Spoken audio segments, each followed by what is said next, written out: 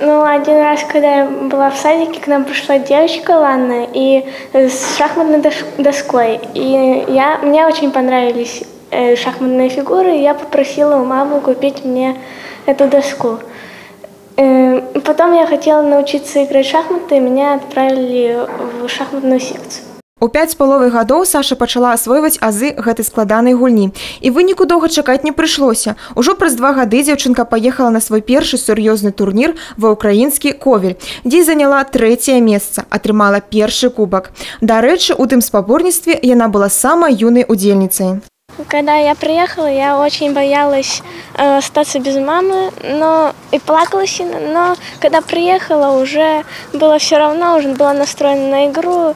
Першапачаткова Саша займалася у Тацяны Берлін. Затым, калі дайшла да больш высокага ўзроўню, яе трэнерам стаў Уладзіслаў Каташук. У яго прафесійным шляху гэта ўжо другая ўзнагарода ў такім маштабным спаборніцтве.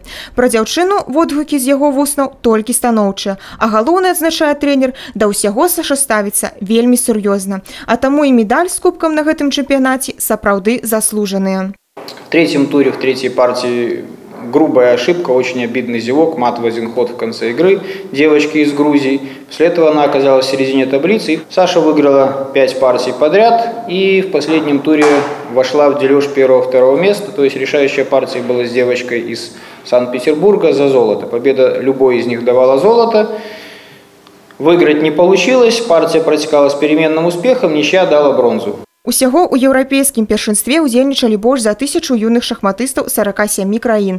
Дарэчы, шахматы не адзінае Сашына захапленне. Она любит активные игры, в футбол играет, в теннис любит играть настольный, на скалодромы ходим периодически, на велосипеде катается, на картинге катается. Жыццё дзяўчынкі насычанае, але галоўнае месца займаюць усё ж такі шахматы. І ў свае 12 Александра настроена сур'ёзна і марыць стаць гросмайстарам. Ганна Буйкевіч, Тыгран Акапян, тэлерадыёкампанія «Брэст».